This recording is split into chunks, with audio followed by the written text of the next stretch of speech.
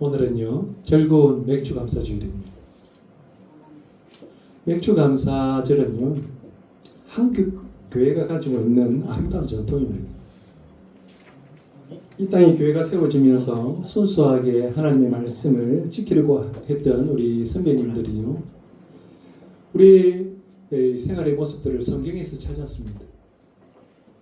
그러면서 하나님께서 하나님의 백성들에게 지키라고 하셨던 그 절기들을 살펴보면서 우리의 상황과 너무나 비슷한 그 한 절기를 떠올렸던 것입니다.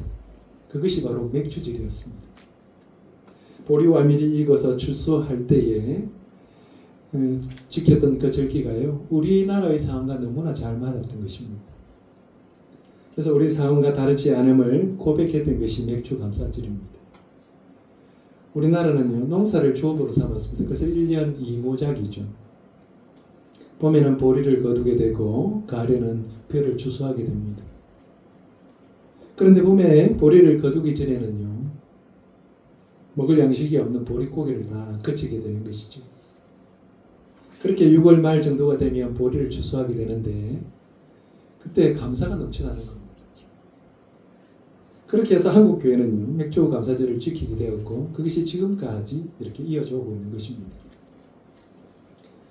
물론 이제 현대에 오면서 현대인들은 농사를 많이 짓지 않기 때문에 추수에 대한 의미들보다는요, 맥주 감사절이 갖고 있는, 맥주절이 가지고 있는 그 의미를 가지고 그 정신을 그대로 이제 이어갖고 있는 것입니다. 그 정신은요, 여기까지 하나님께서 우리를 도우셨다라고 하는 것이죠. 그러므로 맥주 감사절은 한국 교회가 성경적 절기를 이렇게 개성하면서 또 한국적 상황에 맞추어서 즐기는 독특한 그런 감사절기라고 할 수가 있겠습니다. 오늘 우리는 감사의 예배로 하나님 앞에 예배를 드립니다. 지난 시간 동안 하나님께서 도우셨음을 우리가 기억하면서 감사한 마음으로 이 자리에 있게 되는 것입니다. 그러면 여러분에게 한 가지 질문을 드리겠습니다. 감사는 기쁨일까요? 아니면 의무일까요? 감사합니다. 많은 사람들이요, 감사절을 부담스러워하는 것을 봅니다. 감사절이니까 감사해야지, 또 감사한금도 준비해야지 하는 부담으로 느끼고 있는 것을 보게 되는 것이죠. 그러나 하나님께서 제정하신 맥주절은 그런 절기가 아닙니다. 부담의 절기가 아니고 기쁨의 절기라는 것입니다. 오늘 우리가 읽은 본문에도 여호와 앞에서 즐거워하라 그렇게 말씀하셨습니다. 하나님은 감사하는 것보다 먼저 즐거워하라고 말씀하십니다. 왜 그럴까요? 감사는 하나님의 은혜를 발견한 사람만이 누리는 기쁨이기 때문입니다. 기쁨이 없는 감사는 의무일 수밖에 없습니다. 즐거움이 없는 감사절은요, 하나님도 기뻐하지 않으신다는 것입니다. 감사절은 무엇보다도 즐거운 날이어야 합니다. 그러면 우리는 하나님께서 왜 맥주절을 즐겁게 지키라고 하셨는지 우리가 생각해 보아야 합니다. 그러면서 맥주절을 어떻게 하면 즐겁게 지킬 수 있을까를 생각해 보아야 한다는 것입니다. 우리는 맥주절을 어떻게 즐겁게 지킬 수 있을까요? 첫 번째는요, 하나님의 은혜를 기억할 때 즐거워할 수 있다라고 하는 것입니다. 본문 10절 말씀입니다. 내 하나님 여호와 앞에서 7주절을 지키되 내 하나님 여호와께서 내게 복을 주신 대로 내 힘을 헤아려 자원하는 예물을 드리라고 말씀합니다. 맥주절의 다른 이름이 칠칠절입니다. 6월절이 지난 이후에 7주가 지나서 지키는 절기였기에 칠칠절이다 이렇게 불렀습니다. 맥주절은 밀과 보리를 이렇게 수확하면서 하나님 앞에 드리는 절기였습니다.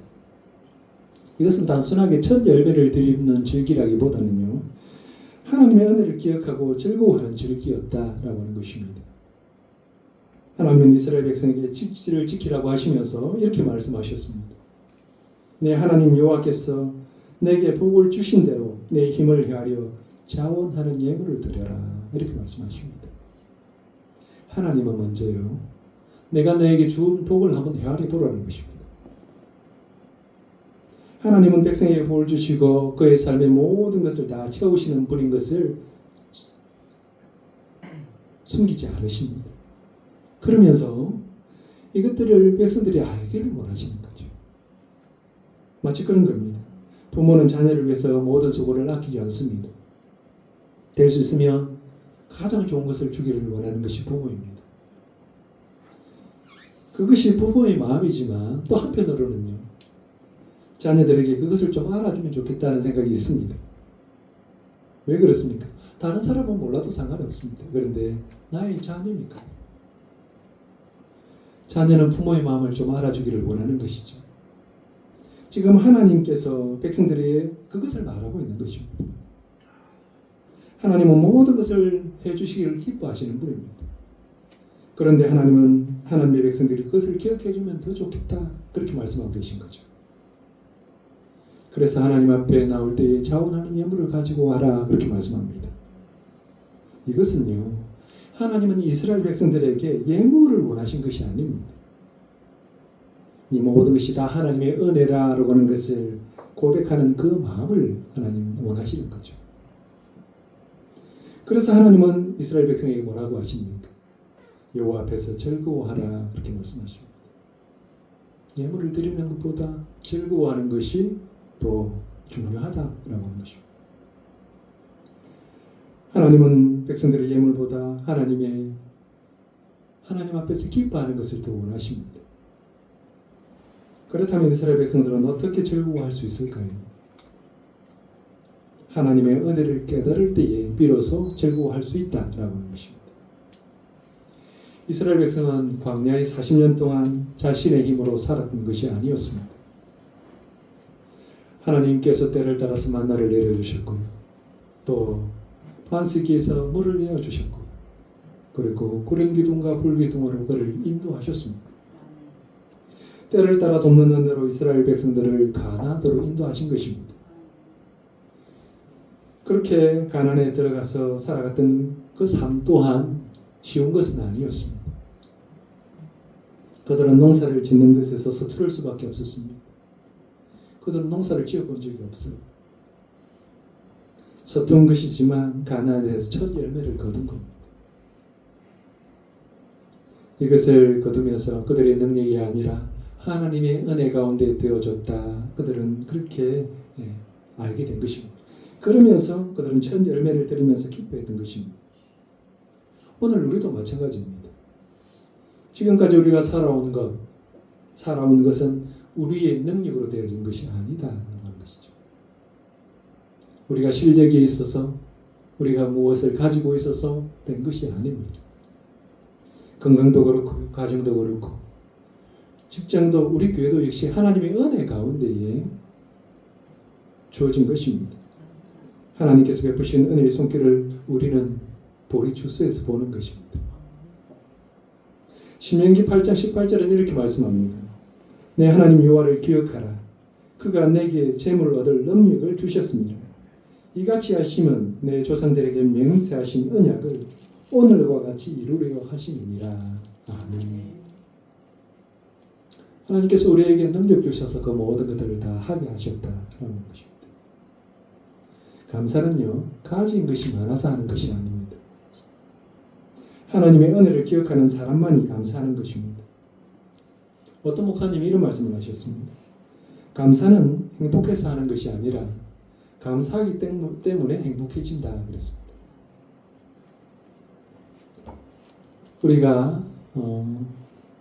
우리 살아가는 모습들은 다 비슷비슷합니다.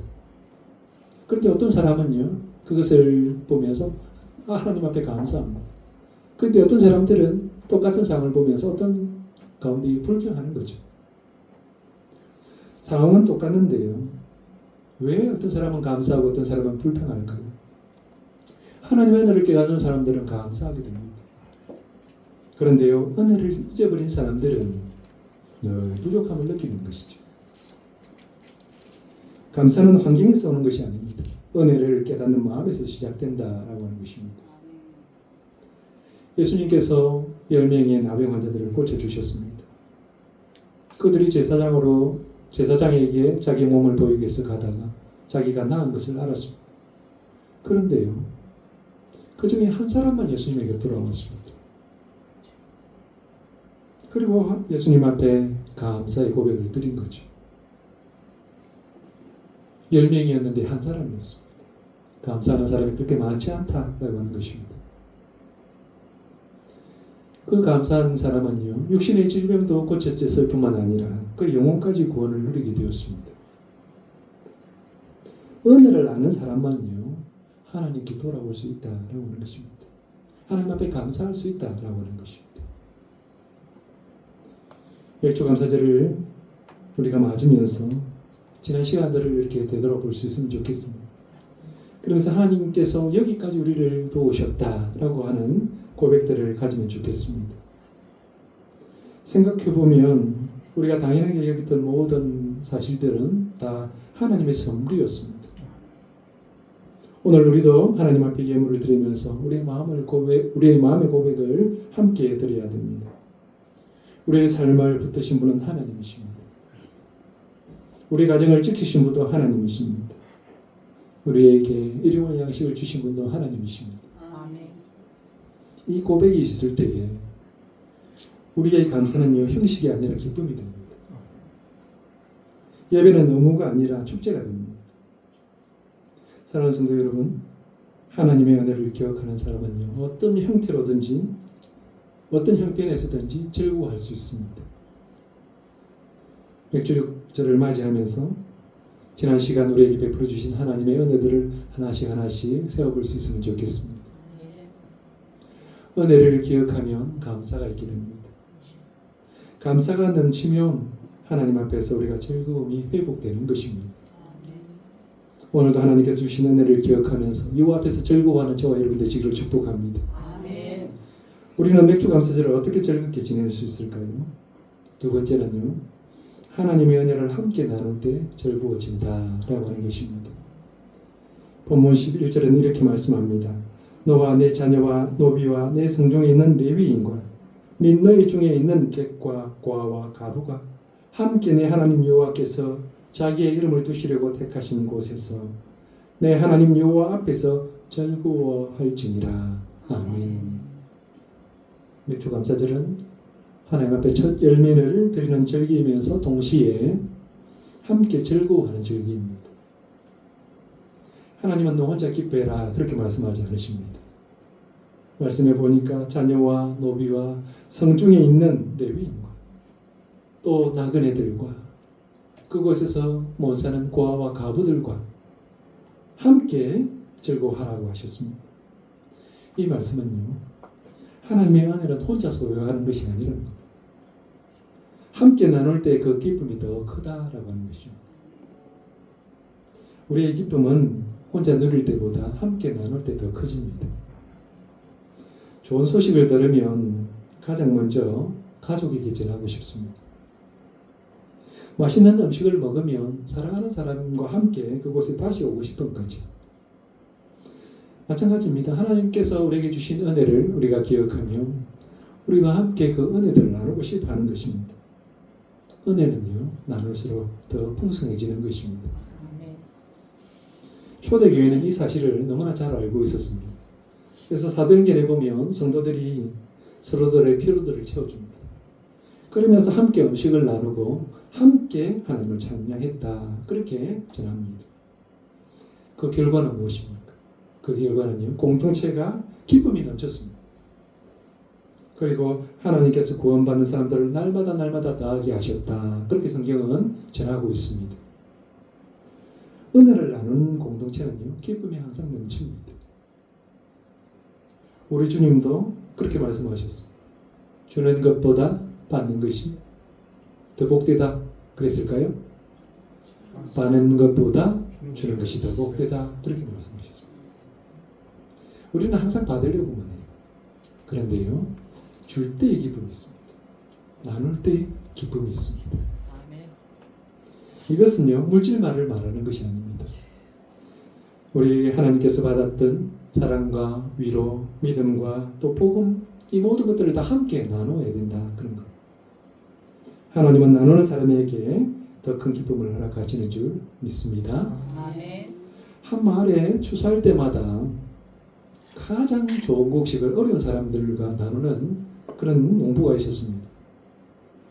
사람들은 그렇게 물었습니다. 어렵게 농사를 했는데 왜 가장 좋은 것을 그렇게 사람들에게 나누십니까? 그렇게 물었어요. 그때 농부가 이런 이야기를 하는 겁니다. 이웃의 밭에 좋은 씨가 뿌려져야 바람을 타고 우리 밭에도 좋은 꽃가루가 날립니다. 결국 함께 잘 되어야 나도 잘 되는 것입니다. 그런 이야기를 하는 것이죠. 이 이야기는요, 하나님의 나라가 이렇다는 것입니다. 우리 혼자만 잘 되면요, 잘 된 것이 아닙니다. 하나님께서 우리에게 은혜를 주시는 이유가 우리가 이 땅에서 잘 먹고 잘 살고 주신 것이 아니라는 것. 하나님의 은혜는요, 흘려보내야 된다는 것입니다. 하나님께서 왜 믿는 자들에게 더 많은 은혜를 주실까요? 하나님을 믿는 자들이 하나님의 은혜를 받고 가만히 있지 못하기 때문에 그렇습니다. 그 은혜를 흘러보내야 될 줄 알기 때문에 더 큰 은혜를 주시는 거예요. 맥주 감사절을 지키는 오늘 우리는 이렇게 질문해 보아야 됩니다. 하나님께 받은 은혜를 지금 누구와 함께 나누고 있는지, 내 주변에 위로가 필요한 사람은 없는지, 감사의 마음을 가족과 성도들과 이웃에게 흘려보내고 있는지 한번 생각해 보아야 됩니다. 우리 교회가 하나님의 은혜를 함께 나누는 공동체가 될 때요, 교회 안에는 늘 기쁨이 넘치게 될 것입니다. 우리의 가정도 성도 간의 관계도 그리고 더욱 따뜻해질 것으로 믿습니다. 사랑하는 성도 여러분, 하나님께서 우리에게 받은 은혜를 함께 나누라고 말씀하십니다. 은혜를 나누는 곳에 감사가 있습니다. 감사가 있는 곳에 기쁨이 있고요, 기쁨이 있는 곳에 하나님의 복이 머뭅니다. 이번 추수감사절에도 사랑을 나누고 위로를 나누고 섬김을 나누어 보시기를 바랍니다. 아멘.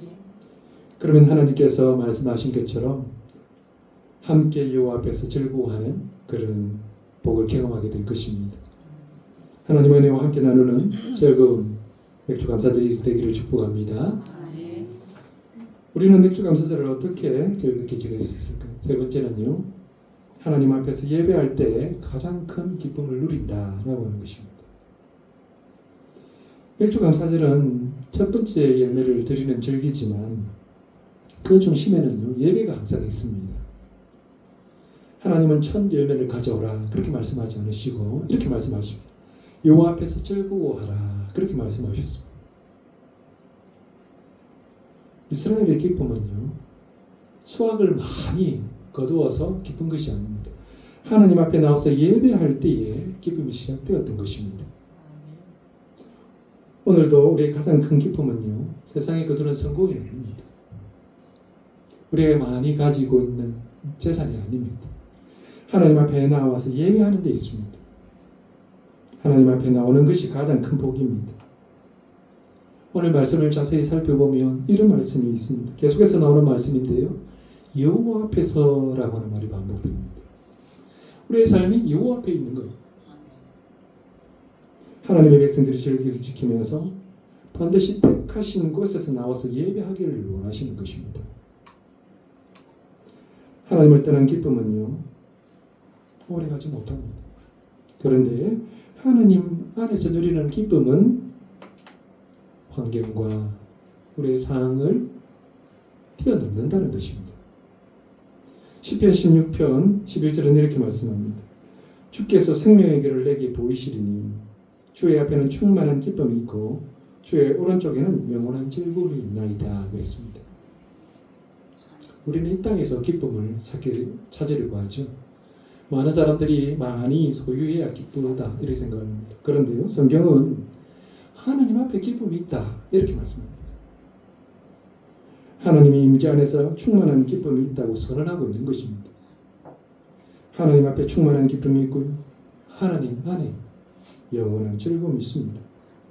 예배가 바로 하나님 앞에서 기쁨을 누리는 시간입니다. 그러므로 감사의 예배는 우리의 기쁨을 회복시켜주는 것입니다. 아멘. 우리는 맥주감사절의 첫 열매로 하나님 앞에 나아왔습니다. 첫 열매를 드린다라고 하는 것은 단순하게 첫 번째 열매를 드린다라고 하는 것이 아니고요, 우리의 삶에 우리의 소득의 모든 것을 하나님 앞에 드린다라고 하는 고백이 그 속에 담겨져 있는 것입니다. 우리의 모든 것은 다 하나님께서 주신 겁니다. 우리가 이 땅의 삶에 모든 것을 하나님께서 주셨기에 감사할 수밖에 없는 것입니다.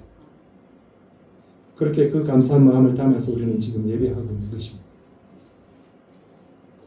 다윗은요, 수많은 어려움들을 다 겪었습니다. 그런데요, 예배를 결코 포기한 적이 없습니다. 그가 썼던 시편 122편에 보면 이런 고백이 있습니다. 사람이 내게 말하기를 여호와의 집에 올라가자 할 때에 내가 기뻐하였다. 그렇게 노래합니다. 그는 왕입니다. 그런데 그에게 가장 기뻤던 것은 왕궁에서 편안하게 사는 삶이 아니었습니다. 하나님 앞에 나아가 하나님의 집을 찾는 그때가 가장 기뻤다. 그렇게 고백을 하고 있는 것입니다. 그래서 그는 어떤 상황 가운데서도 하나님을 찬송할 수 있었습니다. 오늘 우리가 드리는 예배가 바로 하나님의 자녀들만이 누리는 특권이다라고 하는 것입니다. 예배는요, 종교 행사가 아닙니다. 예배는 우리가 하나님을 만나는 가장 아름다운 시간입니다. 예배는 우리의 영혼의 새 힘을 얻고 새로운 삶을 시작하는 그런 자리라는 것입니다. 어떤 분이 그렇게 말했습니다. 한 주간에 무거웠던 짐을 예배 가운데 하나님께 맡기고 나면 같은 삶인데도 마음이 달라진다. 그랬습니다. 문제가 사라진 것이 아닙니다. 환경이 바뀐 것도 아닙니다. 그런데 삶에 대한 자세가 다릅니다. 왜 그럴까요? 마음이 바뀐 것입니다. 누가 그 마음을 바꿉니까? 우리가 마음을 바꿀 수가 없어요. 하나님께서 하신 것입니다. 하나님을 만나는 그 자리는요, 우리의 마음이 새롭게 되는 자리입니다. 사랑하는 성도 여러분, 맥주 감사절은 우리가 하나님 앞에 감사의 예물을 드리지만 그보다 더 중요한 것은 하나님의 임재 앞에 서는 것입니다. 예배하는 사람은 하나님의 은혜를 다시 발견합니다. 예배하는 사람은 감사를 회복합니다. 예배하는 사람은 세상이 줄 수 없는 기쁨을 누리게 됩니다. 우리는 마음을 다해서 하나님을 예배해야 됩니다. 형식이 아니라 감사로, 얼무가 아니라 기쁨으로 하나님 앞에 나아가시기를 바랍니다. 아멘. 그러면 하나님께서 우리의 심령을 새롭게 하시고요, 말씀하신 것처럼 여호와 앞에서 즐거워하는 은혜를 우리 모두에게 주실 줄로 믿습니다. 아멘. 맥수감사절은요, 즐겁게 지내야 합니다. 우리가 하나님의 은혜를 기억할 때 즐거워할 수 있습니다. 우리가 하나님의 은혜를 함께 나눌 때에 즐거워집니다. 그리고 우리가 하나님 앞에 예배할 때에 가장 큰 기쁨을 누리게 되는 것입니다. 맥주감사절을 통해서 하나님 앞에 드리는 이 예배가 우리 인생 가운데 가장 큰 기쁨이 되는 그런 예배가 되기를 주님의 이름으로 축복합니다.